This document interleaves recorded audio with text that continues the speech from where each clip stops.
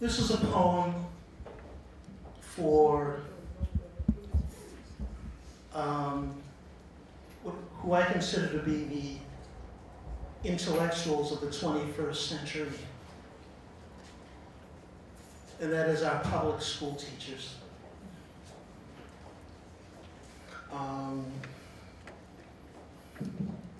But it's also a poem that's a riff on one of the teachers that I had, several of the teachers that I had growing up. 2 times squared equals 3x. The history of Stalinist Germany and Nazi Russia are similar. Negroes mixed in well with the other ethnics of the melting pot and lived happily ever after. You say it's not true? You're damned right. But in the 50s and 60s, you taught all this to me, Hicks, reformed schooler, Hicks, inmate 33602-133, Hicks, old comrade Hicks.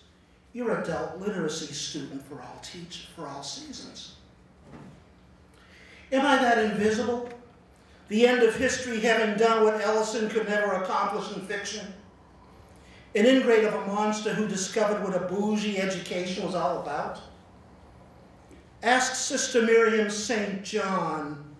In all her years of religious training, she only learned truly what Christian martyrdom was all about the summer she tried to teach me algebra. She became one of the earliest to kick her habit and go factor herself into the storms of class struggle.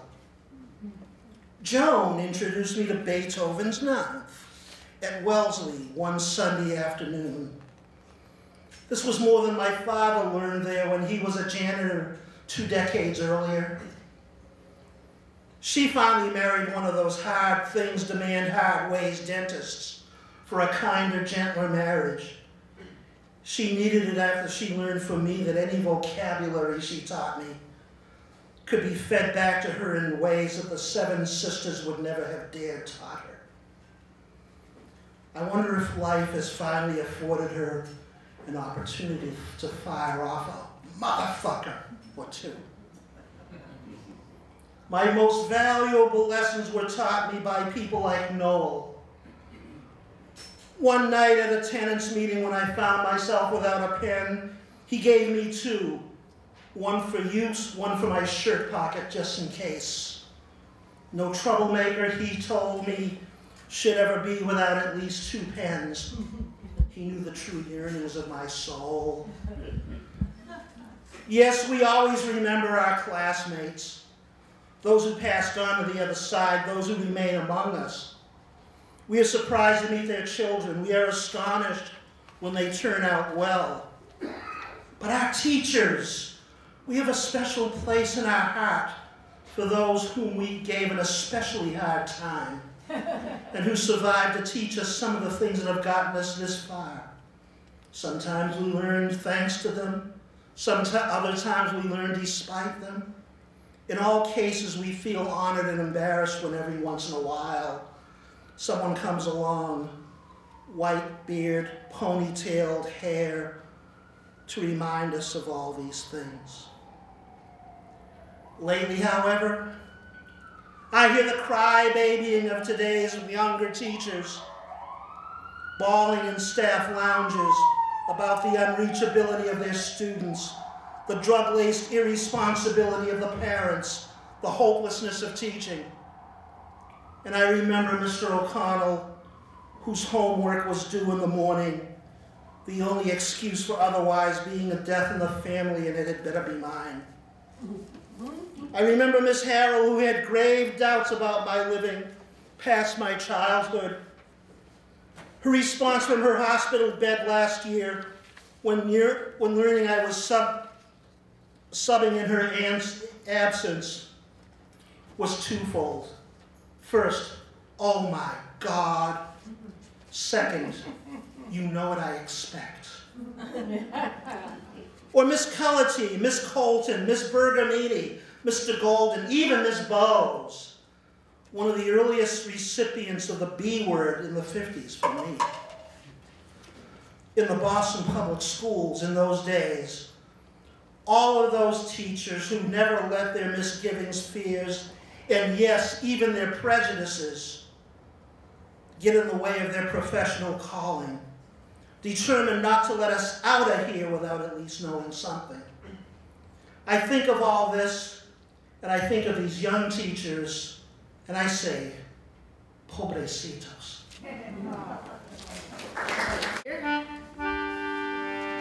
I just finished a new CD, so I'm excited to do a couple of new songs for you. And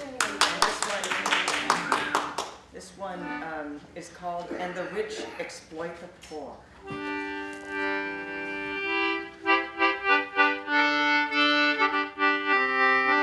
The sun sets in the west, and the rich exploit the poor. The robin builds the nest, and the rich exploit the poor. Morning doves sing low, and the wintry winds do blow, and the wisest seem to know that the rich exploit the poor. The young man speeds the plow, and the rich exploit the poor. The young man milks the cow, and the rich exploit the poor. The cattle low at dawn, and the bluebirds sing along, and the workers sing a song while the rich exploit the poor. The politicians bray while the rich exploit the poor, saying vote for me today while the rich exploit the poor. They got the best in mind, and you walk along behind, but they got a ragged blind while the rich exploit the poor. So you polish up the brass while the rich exploit the poor, saying, and the old folks raise a glass while the rich exploit the poor, and it's easy to give in, and there ain't that much to win, long as the world has been. Now the rich exploit the poor. It's a comfort to be sure that the rich exploit the poor. It's one thing that's secure, the rich exploit the poor. It's just the way it's planned, the law of every land. The rocks all turn to sand, and the rich exploit the poor. The rocks all turn to sand, and the rich exploit the poor.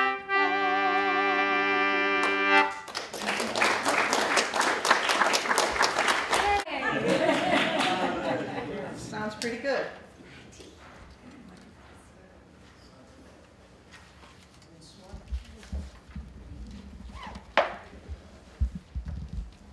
This is called "What to Do About the Sorrows of War."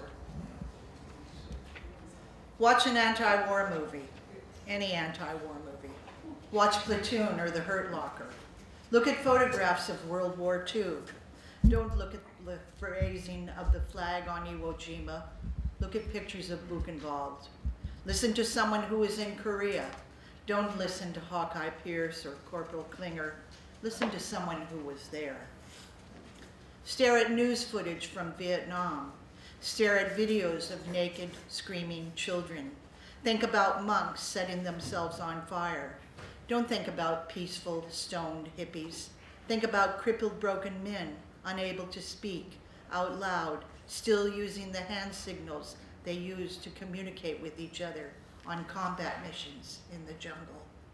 See if you can find a homeless, drug-addicted veteran who hasn't pawned his Purple Heart. See if you can find a veteran who will say, "The Veterans Administration did right by me. They kept every promise they made." See if you can find anyone who was there who will say, "I'm sure Agent Orange didn't harm our troops. It's all in their imagination."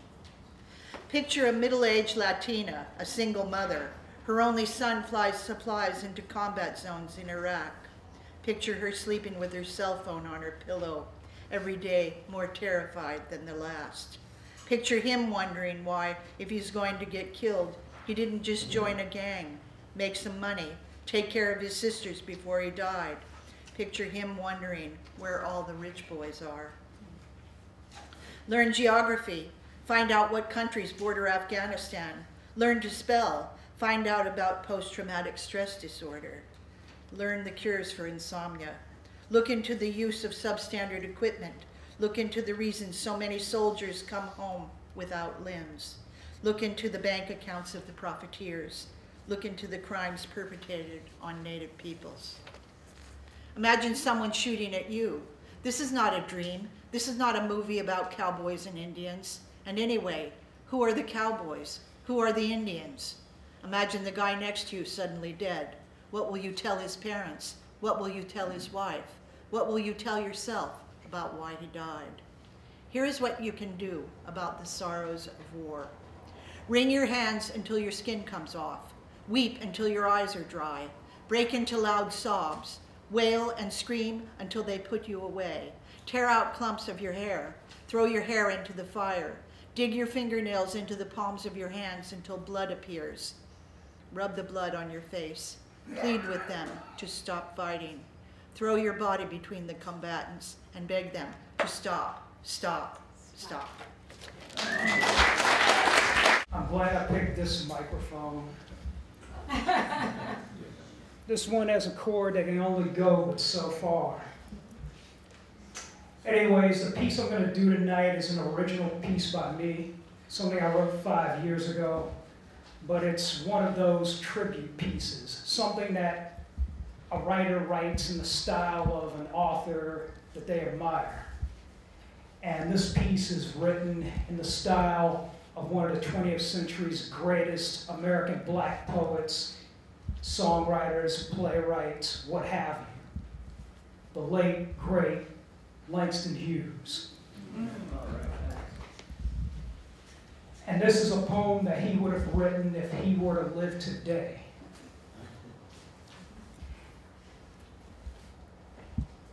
And it's kind of like, I kind of imagine this piece being done with saxophone and bass in the background. So it's like a jazz or blues piece. This is called Frontline Hero, after Langston Hughes. He used to be a soldier with a camp to protect. Now he's a dirty, penniless man that gives no respect. He once carried a machine gun and fought the enemy in the front line. What's his mission these days? Keeping the cold off his behind. He even saved another soldier before bombs who cut the cord. Now he's begging for spare change, only to be ignored. Decorated war hero returns back home since half of his brigade is dead. Falling fast, asleep on the sidewalk, reliving the war inside his head. And that was called Frontline Hero, in the style of... This is one about prison, and it's called Monk in Fantasia. This is for Laurie Johnson and Philip Workman, a man who was executed in the state of Tennessee who was innocent. This was in 2007 when he died. You are the monk. As ducks in white t-shirts, stamp number 116556. A wisp of smoke. The music hangs in the air. Your 20-year Tennessee state death trip, locked down 23/7, holding on to the bars. Enchantment alight, adrift, not quite there. Waiting for that last wild ride, a triple hit, shoot 'em up cocktail, like brown, purple, green twig, cooked up by the man with his head in a black sack, the government vet, afloat down the stairs. I do woman's work, held close in subterranean brick, so mysterious, oh so warm. Work only a woman can do for you, keeping you alive for your last bout in U.S. court. The cafe au lait man in half. I carry an ankh and I know, and for punctuation a J rubber plant in bright exclamation. I spread my legs, lift my skirt, and lean back in the chair in the non-contact steel and glass visiting booth, the smoke streaming, blossom sizzle, and pull aside pink cotton panties, pink daisy crotch, green chimneyopoly, ivory 88's twinkle trinkleology. A view for you of fuzzy purple brown glisten, the intoxicating enchantment. I hear your jazz until a shadow's cast through inch-thick bulletproof footsteps, bowsprits cutting in, the clank of keys, bursts of squawking walkie-talkie, and the guard, cushy pastel blonde, cinched in Baptist hardshell, earns a turnkey's thrill unholstering boss man Motorola cacophony.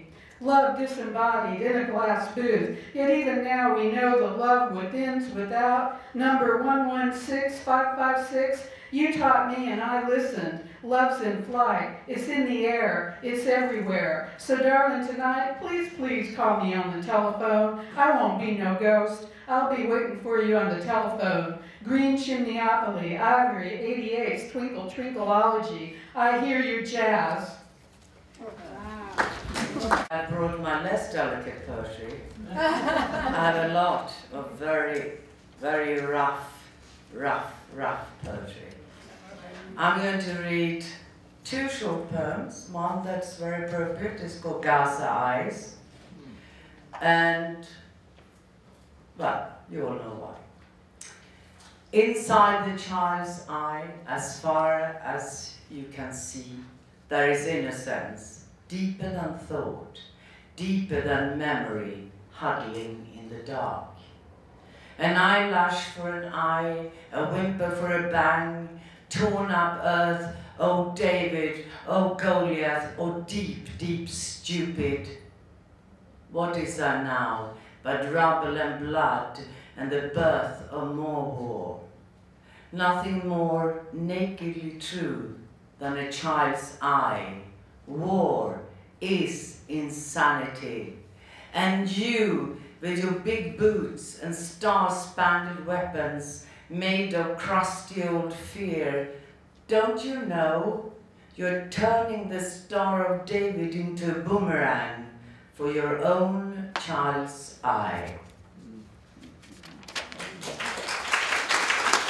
And then, because this is a poem to Nelson Mandela, because if ever there was a man of peace, and all the reasons for that you know. But this is from me to him. When you went, we turned ourselves inside out for one brief moment and stood united under the banner of your wide smile, enveloping our grief and fear. There's only one like you, but aspects of you live in all of us, if we care to acknowledge it. It's in our hands to create a world you dreamed of, a world that would make a difference to those of others, to us. To listen deeply to your words, not just make promises, but act upon them. To believe, like you, that diversity is strength. Your soul so omnipresent that even bars on a prison or a coffin deep down under can't contain it. If we lived by your words, the world would look a different place. I put my hand in yours, Madiba. Feel its warmth and goodness. I trust you show the way. And the world would look out for each other, and each small tear would fill our hearts with pain. If there were peace, we'd find a way to heal the world of sorrow. If there were peace, we'd find a way to love. If there were peace, we'd find a way to heal the world of sorrow. If there were peace, we'd find a way to love. If there were peace, the ocean and the skies above would soon be filled with music. If there were peace, we'd hear such harmony among the clouds. If there were peace, if there were peace, then everyone around the world would learn to be forgiving, and each small joy would fill our hearts with hope. If there were peace, we'd find a way to heal the world of sorrow. If there were peace, we'd find a way to love. If there were peace, we'd find a way to heal the world of sorrow. If there were peace, we'd find a way to love. Until there's peace, we'll learn to keep love in our hearts forever and forever.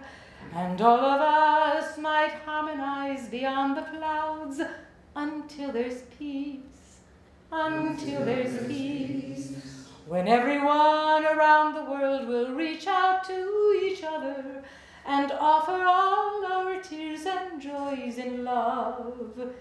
If there were peace, we'd find a way to heal the world of sorrow. If there were peace, we'd find a way to love. If there were peace, we'd find a way to heal the world of sorrow. If there were peace, we'd find a way to love. And where there's love, we'll find a way to heal the world of sorrow. Where there is love, we'll find a way to peace. And where there's love, we'll find a way to heal the world of sorrow. Where there is love, we'll find a way to peace. Thank you. Thank you very much. My car was blocked in, so those of you who live in the city know. So I'm a little like disoriented, so forgive me. I, like most of us, have lots and lots of work, and there are many things I could have read tonight, but I am so appalled by what's happening in the Middle East, in Gaza, that I was determined to read something that would somehow give us hope, give us a reason to think that things will get better, a better world is possible. So forgive me, I hope you'll bear with me. I'm going to read a short prose piece tonight, so I hope that's all right. If it isn't, then I'll have to sit down. It ends with a poem. I wrote this some time ago, and it's from a manuscript I'm working on called The Bones Know. I cannot tell you how she looked. All I recall is that she was tiny. So tiny that even to me, the child of a mother only 5 feet tall, she seemed small. And I can tell you her hair was already white, even though she was not yet old. And I can recall her hands. They were as delicate and tiny as a doll's. Other than these details, I don't know. She wore long cotton dresses, plain, buttoned, and simple, always with long sleeves, and she never walked tall. She had 2 gangly, skinny daughters, maybe 13 and 15, I don't know. It's hard for a child so young to determine such things. The Eli sisters, everyone called them. I never really talked to them, but I do remember their shy smiles and how whenever I'd look at them, they would tilt their heads towards one another and giggle into their slender, cupped hands. We were poor, and Mama was a war widow. Mostly she just worked, but sometimes her loneliness would drive her out on Saturday nights to the clubs frequented by soldiers who'd survived. Then Mama would ask queer, quiet Mrs. Eli to come babysit, and she soon became a regular in our house. Following Mama's explicit instructions, Mrs. Eli would feed us and direct us straight to our evening bath. We would routinely whine and contrive resistance. Most who had dealt with us on this ritual were in for a protracted struggle as we unconvincingly but relentlessly challenged the status of our personal hygiene. But Mrs. Eli had power. She had a huge, old, raggedy, really, fur coat, and we loved that coat. When she arrived that first evening, we clamored around her just to cop a feel of that luxurious fur. So, to entice us into the near overflowing bubble-brimmed old porcelain bathtub, she made us a deal we couldn't refuse. We'd bathe thoroughly and cooperatively, then she'd spread that old fur coat out on the floor where we could lounge on it as she told us a story. Enticement enough. We would bathe in time warp speed, don our Woolworths cotton pajamas, and languish like courtesans on the fur that we were sure was worth thousands. But nothing in our world of war heroes, VFW ceremonies, and granite monuments for the dead had prepared us for the march across our chests that Mrs. Eli's stores brought. She was a neighbor, a skinny little eccentric from down the street, a kind caregiver, nothing more until that first night. Her story began with her girlhood as a German Jew. She told of watching the Nazis drag off her mother as she had hidden behind a shutter, of being kicked and spat upon as she wandered, of being sexually abused as she fended for herself throughout the countryside. But mostly she did not talk of herself, of her daughters. She talked instead about the hundreds of German children forced into Nazi uniforms, of the thousands of tiny ones deprived and starved to death in the camps, of those others, like herself, left to wander and hide, only to die alongside the roads. She offered a description of the war that went beyond what we picked up like scraps dropped from Mama's kitchen table when covered with other left behind women. She explained to us what it meant to be a Jew. It comes through your mother and your mothers before, and without gore or gruesome detail, in precise tape recorder pitch and all the dignity of a witness. She spoke to us as if we were comrades in a coffee house. She named the guilty as well as she could remember, and especially honored the youngest victims. Oh, the little babies, those little ones with flat, terrified eyes. This ceremony of bathing and storytelling took place every time she came to babysit. And my sister and I came to honor her remarkable liturgy of histories and that sacramental old coat that she wore like a shroud as soon as the first cool winds kissed the dew. Because children seldom do, I never knew why she stopped coming. But one day, missing her, I guess, I wandered down the street, braved into her unfamiliar, overgrown yard, encouraged myself to the back door of her brick-veneered little ramshackle cottage. I must have timidly called, or softly knocked. Smaller than ever she seemed as she opened the beaten and trembling old screen door without a word. Offering hot tea, we drank in near silence as she once again dignified the child in me. You may have a little look around, she near whispered, when she noticed my eyes had adjusted to the dimness and were beginning to take in the numerous wretched old shelves, aching and sagging from the weight of multiple containers filled with all kinds of bric-a-brac, fabric, yarns, and things mismatched. Slowly, afraid to disturb even the space in the place, I rose as one wounded but not realizing it, and began to examine her world of other knowing. Jars, from small to huge, filled with ribbons, buttons, scraps of fabric, bits, pieces, and entire bolts of cloth, stacked, wadded, sorted, separated, piled. Then as my eyes moved from shelf to shelf, as if dazed into someone else's dream, odd-shaped, irregular little heaps came into focus. eerie heaps of human appendages, small, tiny, then tinier still.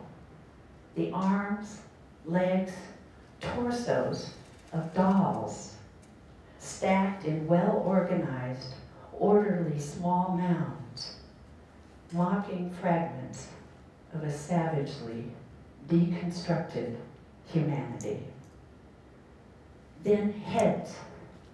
Heads of every size and shape, hairless, misshapen things with wide-eyed, asking why faces, grimacing but not terrifying, abstract, photographically surreal in their meticulously hand-painted or carefully embroidered, expression-specific detail.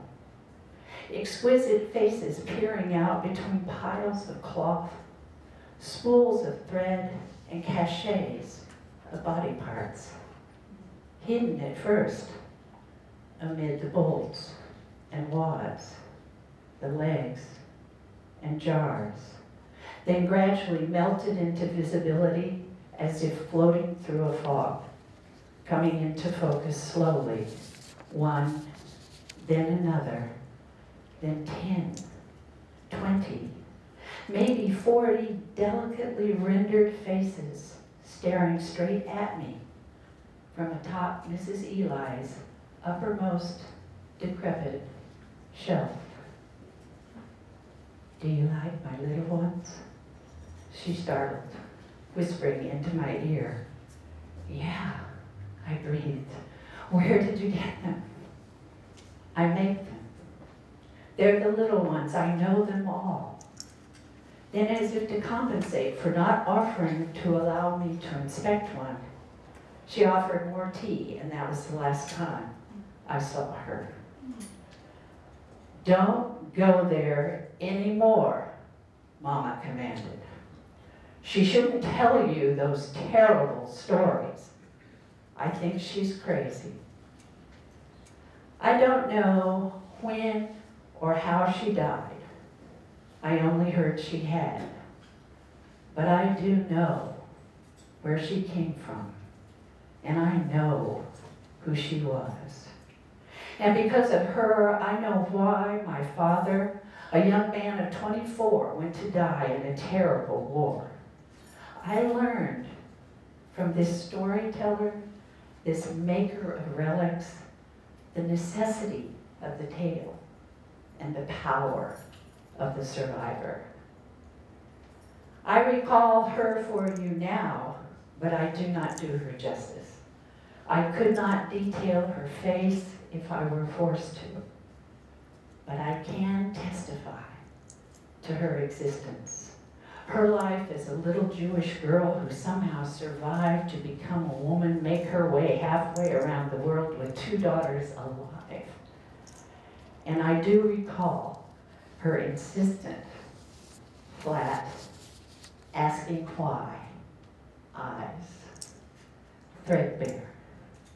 Threadbare as in worn due to making do, or because it is a beloved thing, worn down to the point where the essence of the structure is apparent. Threads.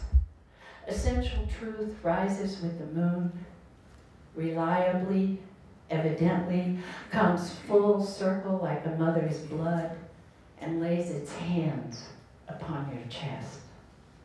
Yes, essentially, truth rises, not at dawn, gloaming, but during the clarity of darkness. Night visions and midnight recollections. Madness, some say. Then, without ornament, we look God in the eye and cannot lie. Wrap ourselves up in our own karma and ask truth for forgiveness. For she is threadbare, belovedly well worn, and refuses to ever be reborn as one of our delusions. Sorry. I'm going to read 2 shorter poems here, and they're both actually about fighter jets for some reason. This is called A Pilot in Limbo. They assassinate the air in order to get there. break the sound of speed. They need to get around because they're boring on the ground.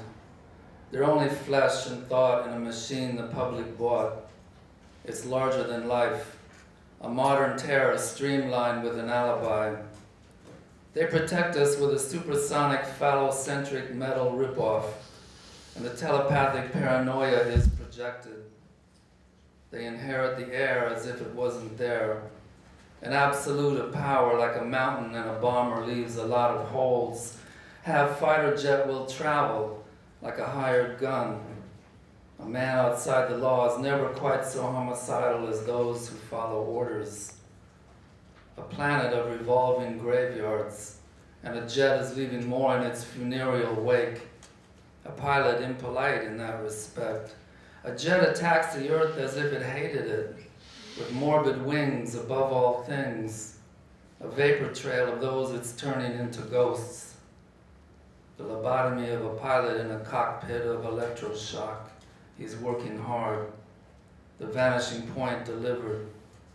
People shiver when he passes like an angel of death who claims the oldest or the youngest son. He doesn't care. Slaughter a daughter of the air. 1 minute he is listening to Megadeth and pumping bullets into a quiet farming village, and the next he's spitting blood. His plane is hit. He feels illiterate and apolitical, and copulating with a parachute his co-pilot has copped out. His cover blown. The canopy is flipping out of sight. He is falling out of the sky because the natives would defend themselves. Don't they know that he's the living end? Like a man who's being hung, he is ejected with an erection. There is rapid eye movement. Missing in action. He is pissing in the wind.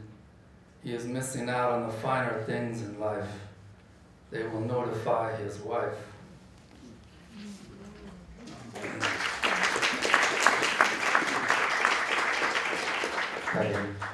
And this is a short piece based on a few years ago when things were getting pretty messed up in Libya. And there was a Libyan pilot who refused to bomb his own people. It's called bailout, or the people are too big to fail. A pilot has ejected. He rejected the regime. He's floating in the air, a parachute protecting him. It's downright paranormal, and his fighter jet is going on without him. He has bailed out of the war machine and hangs suspended by his principles a mile above the ground. A parachute is fragile as a flower or a cloud, but it supports a man. It's focused on the human. It's a Renaissance parachute. The lines are like a poem which can save your life. The old regime is losing its grip. It's showing what it's all about when pilots have been told to bomb their countrymen, to cut them into pieces on the ground. The pilot is responding to a higher authority. Instead of dropping a bomb, he drops himself. It is another way to join the crowd. Instead of acting like a robot in a cockpit, he is landing like a man and walks away. His fighter jet will burn out in the desert like a cigarette in a bowl of sand. This poem was written October 1st, 2001, when we were first launched the attack against Afghanistan, and we didn't know, but we knew what horrors were ahead. I wrote this. This is called What is the Light? What is the light we wake to this October 1st? Are we awake? Did something change? The machines are massing in the poorest of places, and terror's the word indeed. Get on with your money, it says, the blood that feeds it, an oily black. Don't wash a wound with blood, it says, on the side of a bus shelter, signed Rumi. Late at night in the fog on these dead streets, Why so lonely all this life? Doesn't anyone but the poorest of poor appear to you? He asked. Of course they do, but these have always been my North Star, an eye above the lost streets and deserts of war. And here he comes, the shining of his metal crutches, his pale face. To him belongs the night, all cold long. Cold, cold our night. Where is the Suffolk pedal and its black light?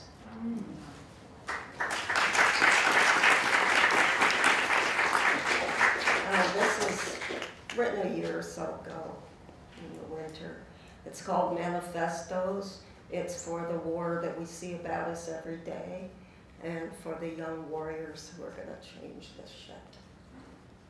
My young friends slept under wadded newspapers and their lies underground in the BART station or near a dark dune by the heaving ocean's eye, in the rains that wept over his dreaming limbs. Someone reaches into his pocket. Someone holds the cup. Gratitude balances the black well of compassion. The overwhelming dialectic, what is new and arising, shooting flames through the broken places. The Senate voted to cut food stamps. Why? Written on a cardboard sign. The rich pay no tax. I did pay. Now I beg. Anything helps. Love enough for my spanging cup, overflowing or empty. Spanging equals spare changing, the kids call it. Help make this skinny kit a fat one. I know the politic of its young cheek that rises over the horizon with roses of cracking dawn in February. When hiding from the cold and holding on to fugitive bedding and chatting, organizing late online is the order of this raw evening. When will we be warm again? Iraq vet, need food for my wife, my dog, and me. Light of day, stretched on the sidewalk, was rousted up early and got on his business of revolution early, wakened by the crack apart of its dawning. For some reason, the cops didn't bother us in the park last night. We need to fall off a tower of Z's into some real sleep. We need ID to get a room at the Henry Hotel. They picked up their gear, she with her guitar, he with his African drum, shouldered it and went off to seek some stolen sleep again, my young friends. $50 a night for all the bed bugs that can bite you is the deal here in St. Francis City. Sleep in the shadow of an endless rent-a-cop, passed out down in the station dreaming of sleep. Pages folded and scattered to the wind, unflagging manifestos of the homeless young. Gonna need another revolution to get some justice. Both of the pieces that I'm going to read are works in progress. The first is the grimmer side of the situation that we face. Again, in Palestine, young people from a place of occupation, kidnapped, found dead. Many others shot in the street, but one kidnapped, burned alive, his body dumped on the street. An eye for an eye, blood for blood, the ancient cycle of nations. Always the young suffer, the first sacrifice. Always the many children, fodder for war. Resistance somewhere becomes occupation somewhere else. No one is innocent. There is enough tragedy for all.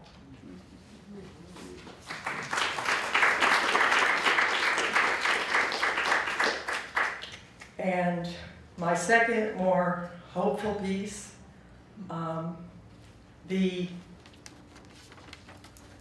a description of one of the things that gives me hope and strength. City, Sunday afternoon. The Chinese orchestra plays and the sun shines. People from all over the world walk by. A wind blows with a touch of ice, but I sit comfortably on a red chair.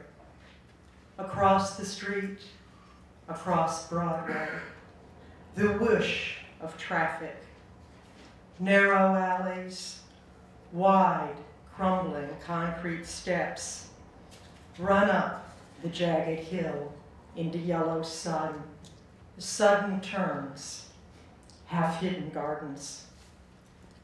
And below, on the blue street, striped awnings and red neon, Tienda Lupe de Vega, Italian pizza, and Vietnamese too, tattoos in the Polynesian style. I barely have time to look around before I see the bus coming. Now, on the bus, I write, as we zoom through the sunny, empty downtown. Many languages, many accents mix. People speak different languages to each other and understand. This is from 1991. Do you remember Baghdad and the bombs at that time? Well, the first kiss is never forgotten. It happened when we kissed. The sky suddenly lit up. It was more than I expect from a kiss. I felt heat throughout my body. Our mouths provoke moisture in other parts. Our hands began playing, and suddenly a sound of sirens invaded our hiding place. It made us afraid. Our mouths separate. We had been discovered, and it was a scandal. Fire on the streets. Our mouths dry. People screaming. People running with no place to go. Our mouths did not know what to say. We also ran. I don't know what happened to her. She will go to see her parents. I don't know what happened to me. Baghdad was being bombed. It was the end of my dream, the end of my love. Why? We were only kissing.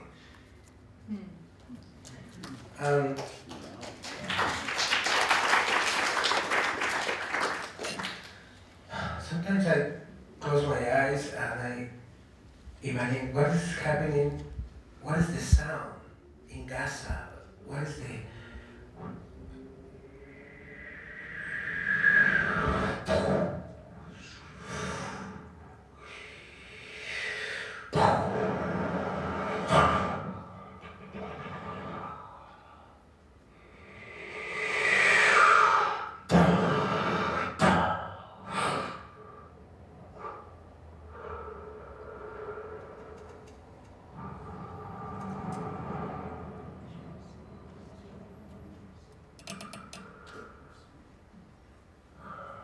what a different sound is here. What a different sound that we need to teach to our children. To teach peace, we need to write poems. poems for our children.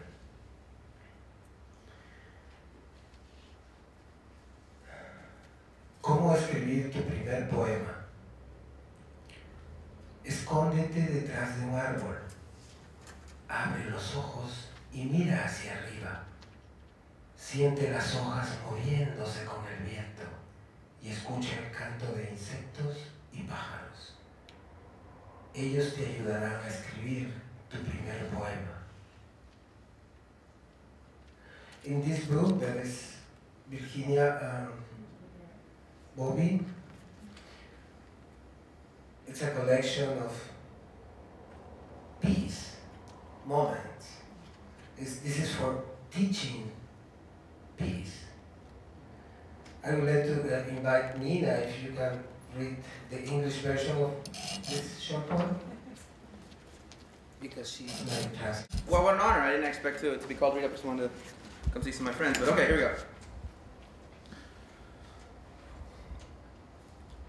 Naked as arrow wax before the Spanish blade, doomed as old Jerusalem on the eve of First Crusade, Baghdad, on the evening news countdown, to be set ablaze, bow now, to the altars of the miraculous dead, the monuments erected towards stone-faced men, the set scenes and marked deeds of the said and unsaid, the secrets of the temple, the lies around the dinner table, the law of the jungle, the wars, the prisons, the property, the carrot and the stick that came around to fuck us properly, properties, prison, industrial complex, the seal, the shield, the crest. Now approach the bench and stand before judgment. You think you're free? You ain't free. We hold these truths to be self-evident, that all men, women, and children can die in a hailfire of bullets. That blood, thicker than water, is no match for lethal injection. That stone is sturdier than bone. That all caged birds sing of freedom, but that any voice can be stolen. All you have is this moment.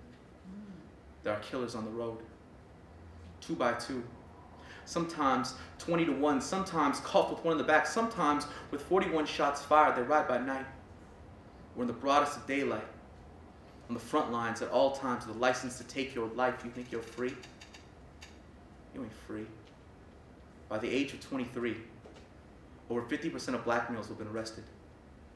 48% of all brown males will have been arrested. 39% of all white males will have been arrested. The two fastest growing prison populations are that of women and children here in the United Police States of America, where suburban skies fall into darks of night. Chicken Little, soon to discover you've never known freedom.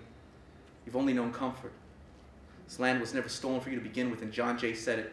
The country ought to be run by the men who own it. Ain't no grand old republic, it's a private country club, and you, my friend, are not in it. This is the intellectual and real property of Jefferson and Davis, Rockefeller and Mellon, Bill Gates, Larry Page, and the Waltons, of billionaire slumlords who never dawned to be seen. Our president make no qualms about collecting our ducats, return even their scandals into profit. You think you're free? Stop it, because even in a nation of 300 million, when money is speech, you can't outvote billions. This is the world in chains of illusions and the blade of charlatans and Charlemagne. Now march yourself like a good terracotta soldier into that grave in this Babylon of city-states and palace gates and the keys to the kingdom made for a world of dungeons, where the more things change, the shinier the cage. Red state, blue state, this is a police state. Now hop in that box, go vote in your chains. You think you're free? And thank you all. I get so inspired when I'm in an evening like this. Thank you so much.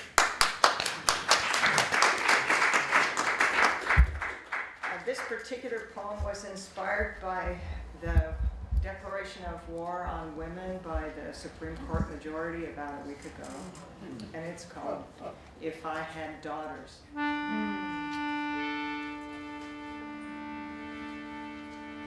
If I had daughters, if I had daughters,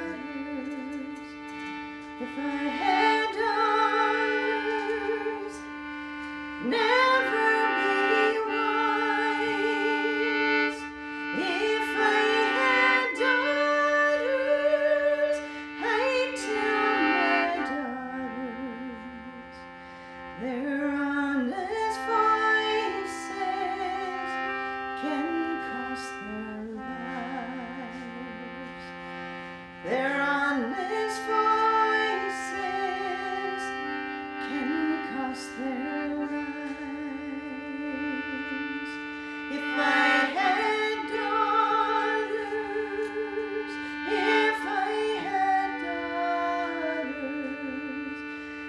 tell my daughters, daughters of mine,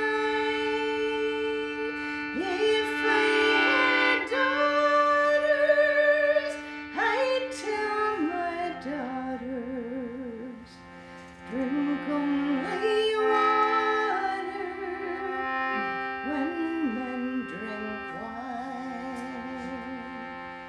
Drink only water when men drink wine. If I had daughters,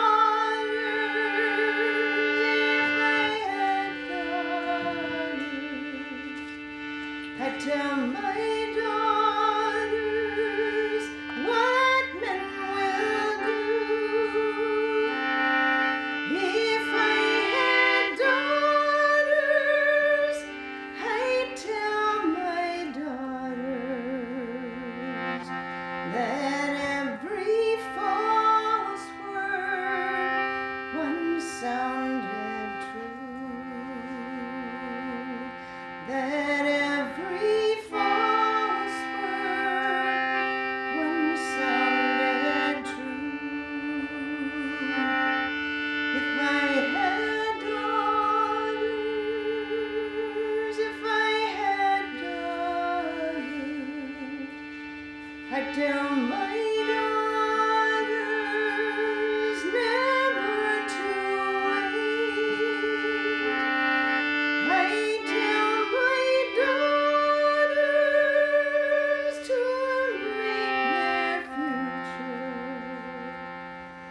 I'd tell my daughters it's not too late.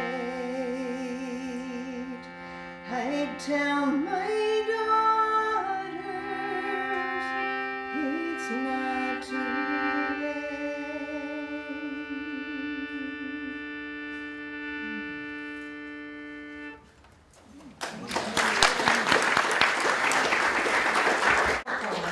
Thank you so much. Thank you so much. This poem is dedicated to Mary Rudd. She was the poet laureate of Alameda who recently passed.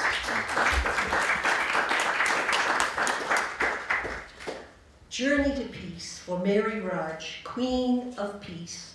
Long may she reign, poet laureate, City of Alameda, California. I gravitated very naturally to the peace movement, beginning with an impromptu speech to save my skin when trapped by a girl gang who objected violently to me cheering protesters against the 1950s Korean War. I must have made a moving plea to bring the boys home, especially my friend Ed, because the girls went away and I was unscathed. But Ed came home in a box. My first funeral. Ed didn't have much choice because he wasn't in college, and his parents insisted he join the Navy to not be drafted into the Army.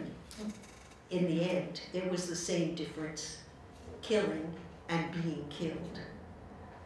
As a young mother during the atom bomb scares and the Cold War, I joined the Women's International League for Peace and Freedom.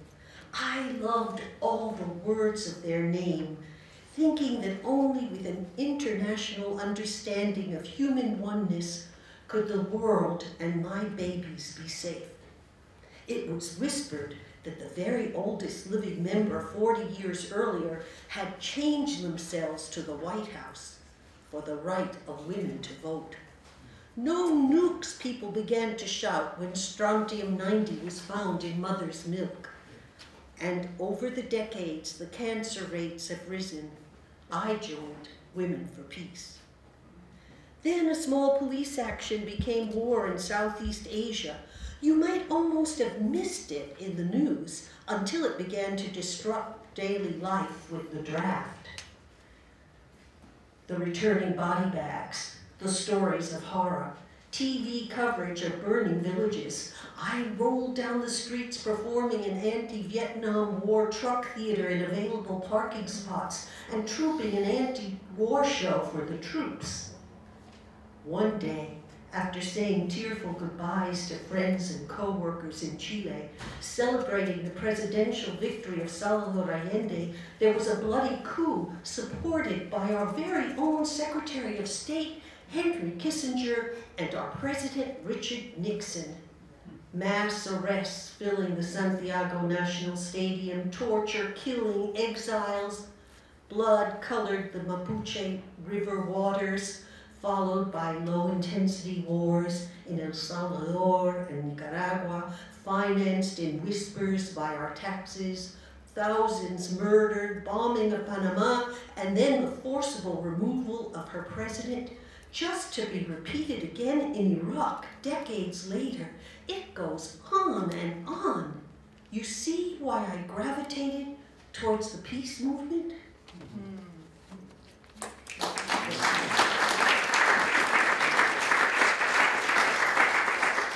This poem I wrote probably about lunchtime today. Welcome, immigrant children. Bienvenidos. We are deeply sorry that our tax dollars, controlled by the corporate elite, drove you from your family and homeland. We open our arms, our hearts, our nurseries, our schools, our playgrounds, our sports fields, our youth programs, our after-school programs for your healthy development, for your growing minds, for your creative spirits. Welcome, children. May you find safe beds, affectionate adults to guide you, nutritious food, toys and tools to stretch your imagination. Children are born to be happy. May all your dreams be fulfilled. Thank you for coming. Really, events like this is really, really valuable, but makes me very tense. It's me, you know, especially that you have experience of country that went through 8 years of war with Iraq, so it's very unpleasant subject. You basically try to escape from it. I'm going to read a poem that's dedicated to Afghan workers that they're all over Iran, and for good reason, because their country is in chaos. So they come to Iran because of the language and because of the border. But also, they face harsh situation in Iran because there's not enough job for them, and some of them, the government finds out that they're illegal. So there is a village in the northern part of Iran, in Qazvin, that recently they face harsh deportation by Iran's government, and most of them were farmers. They lost their cattle, they lost their house, I mean, their family. It's really, really sad human history in the countries that face war and killing and all these things. I was going to read another poem, but my computer crashed today, so I brought this poem, which is good. This is the second time I'm reading this poem. The first time I read it last month in Cuba. Some editing on this done by our beloved Jack Hirschman, which I need to thank you very much. I was thinking about this poem, this line by Rumi. I'm going to read this line and then I'm going to read the poem. It's not a long poem. دی شیخ با چراغ همی گشت گرد شهر. دی شیخ با چراغ همی گشت گرد شهر که از دیو و دد ملولم و انسانم آرزوست. Translation of this is that the sheikh yesterday, sheikh the religious leader, yesterday holding a lantern and searching around the town on and on and on and on, and saying, I'm tired of seeing all these malicious people, all this animal. I wish I could just find one human. So, that was Rumi. That was Rumi's time. I imagine our time, I don't know. It's better or worse. the poem called We Failed to Be Human. How many winters need to die for one spring to come to life? What did the firing squad do to those young and fresh dreams? Who will pick up the shattered dignity of the families who have undergone rape and rage at the hands of criminals, calling themselves nationalists, calling themselves lawmakers? It is the dark we need to be aware of. When criminals wake to steal your dream and the share of your warm piece of bread from the tanur in Qazvin. And be aware that ever-sleeping God closes his eyes and ears. All these wounds, wars, cries of the people who not ask for much more than a piece of bread and shelters, but bullets are forgetful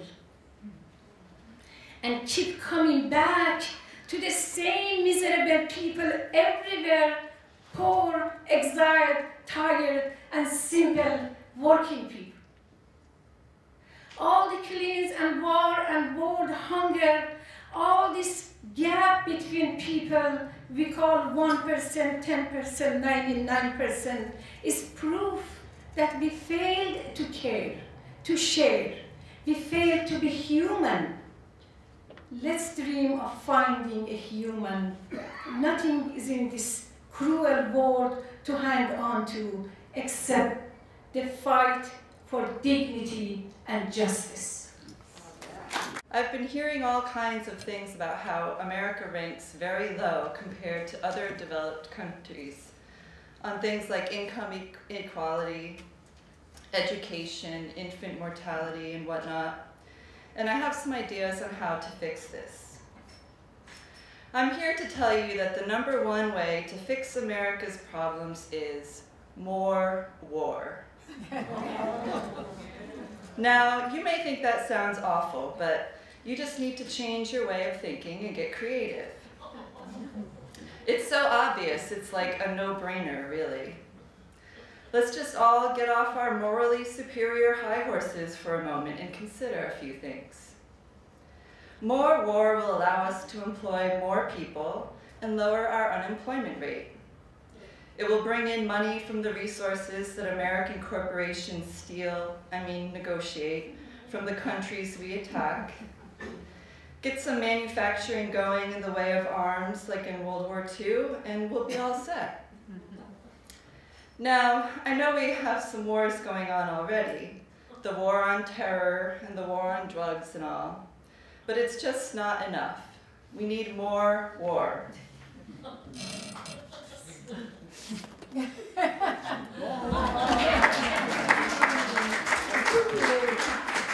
Some new areas to consider are war on teenagers.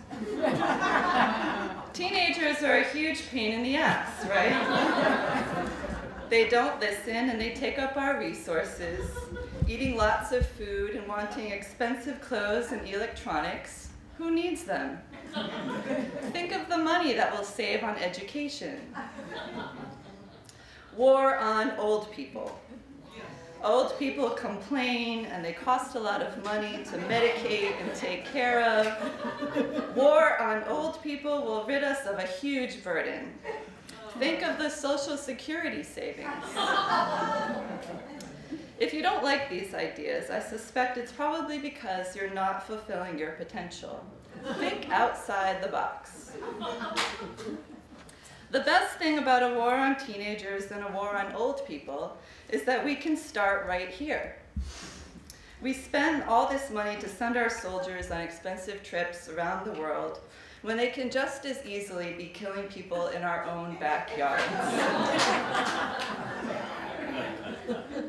Detroit has a major water problem, right? It's been all over the news that people are getting their water turned off, some 17,000 of them so far. More war can fix this too. We can bottle up and send them blood from the casualties of our new wars, and they can drink that instead of water. Which, if you recall the story of Dracula and other such vampires who drink blood, and they live forever. Well, this little disruptive innovation will blow our life expectancy ranking out of the water. No pun intended. Let's realize our manifest destiny and help our citizens conquer death. Think of all the consuming they will do, indefinitely. It's the capitalist dream. More war. War is the answer. War is peace. Well, I get here, I could have stayed over there. Okay, well, how are you? Good. So someone will give me a number between 1 and 6. 8. Math challenge, come on, 1 and 6, please. 4, I heard 4. 1, 2, 3, 4. Oh, okay. This way I remove myself from the responsibility of reading a poem, choosing which one to read. I'll start with my favorite political joke. George W. Bush. That's it. The gift that keeps on giving, I like to say, you know. We'll never forget him. Okay, so, glory.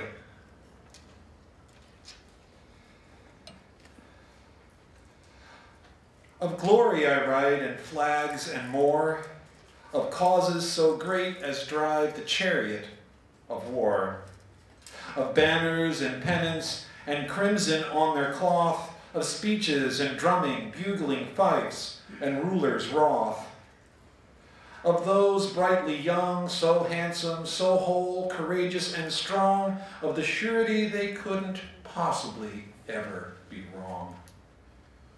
Of glory I write, and flags and more, of marching and pride, of bullets and gore.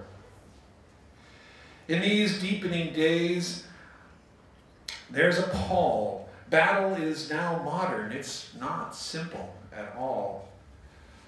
The world of war has changed of late, for pride has waxed. It's now globally great, as are the sins of ignorance, greed, and hate. Race and culture still play their parts, as do philosophy, economics, and the sacred belief held in our hearts. So no thing is left that could be called clean. All is sullied by the Midas touch and has become mean. Every hand has its own form of that damned stain. Every dream has been taken and turned into pain. Of glory I write, and flags and more, of stories told to children that lead them on to war. As do those songs and verse of overweening glory too, and legends of godlike acts, more than a few. The man who struck 300 down dead, 300 who stood against a tide of millions instead. All the spit and polish that swells a heart with pride, all the boasting fools on any fighting side. So, we're in interesting times, as more hear the cry, and they rush answering the call, never questioning why.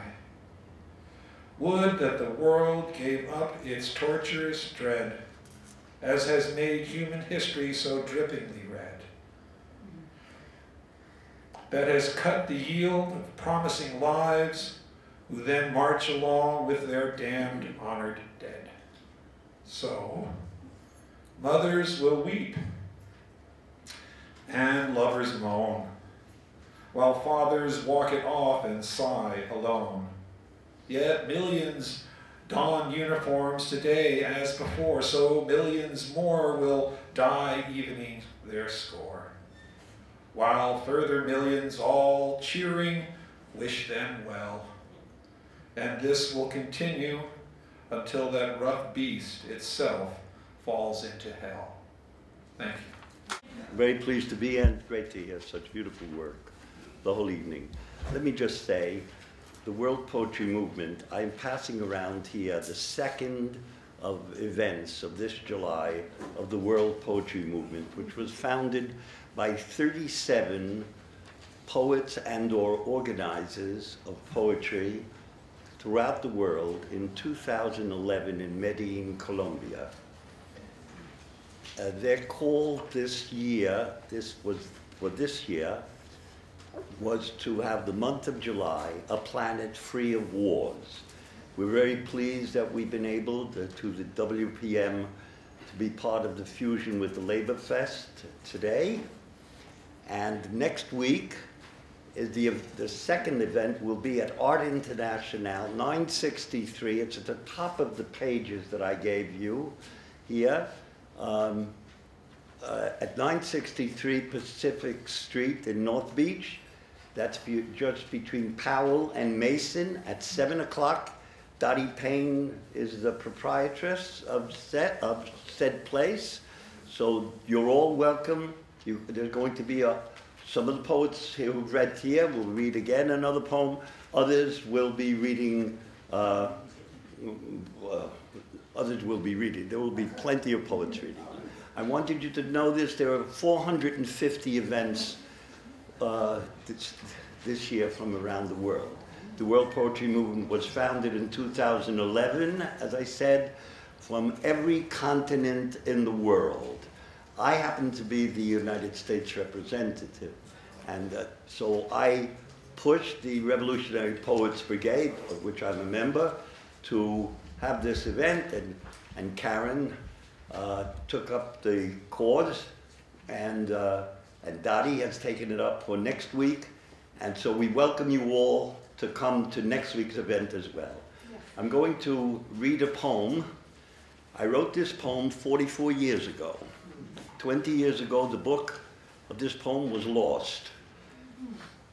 2 years ago, day before my birthday, my biographer, Sasha Bava in Rome, she wrote me and said, Jack, I have a birthday gift for you. I found your book. It was in an archive that Vietnamese activists sold after the war was over to a small college in Philadelphia, LaSalle College.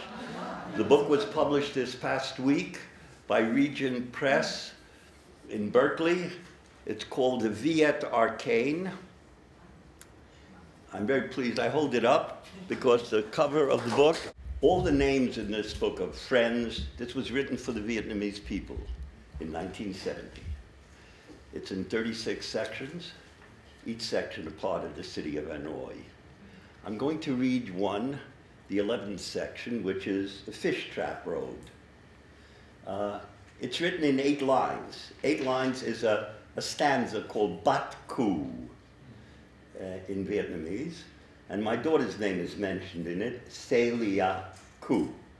Celia, and I used to call her Cooey Cu when she was an infant. And I still actually call her Cu.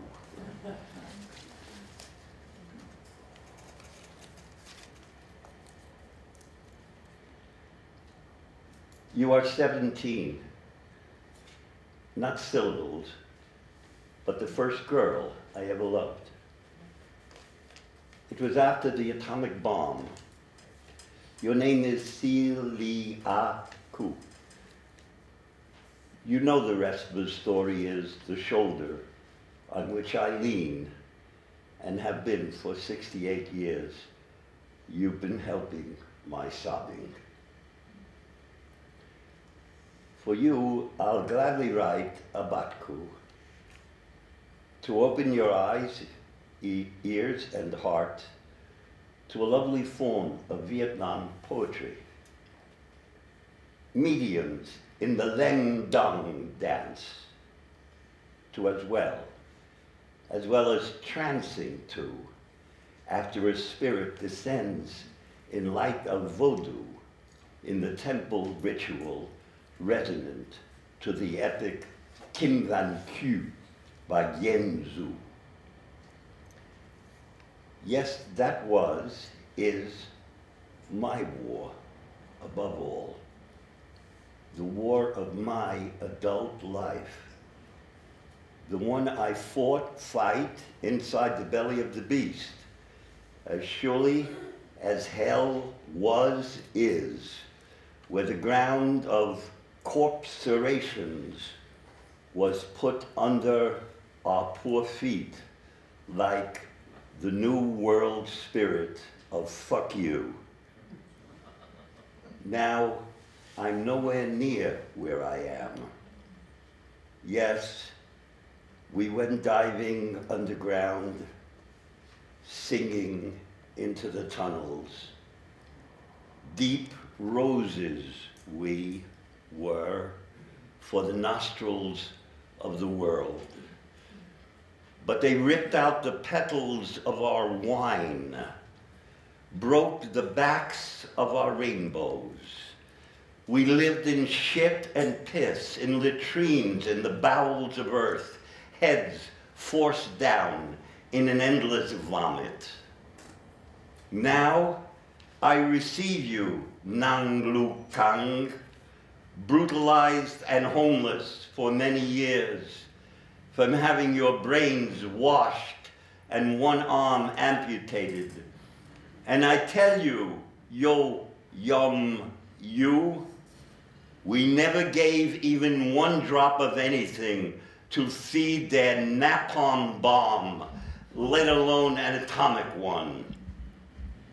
Down under earth, in the tunnels, where for months at a time we lived and read even their He Min Ke, wrote in black fire on white fire, and passed our poems along the tunnels which spurted out of the blood of rock, the stone-hammered ways of the splendor and vital comradeship of the Vietnamese language and the people resisting the most inhuman force on earth.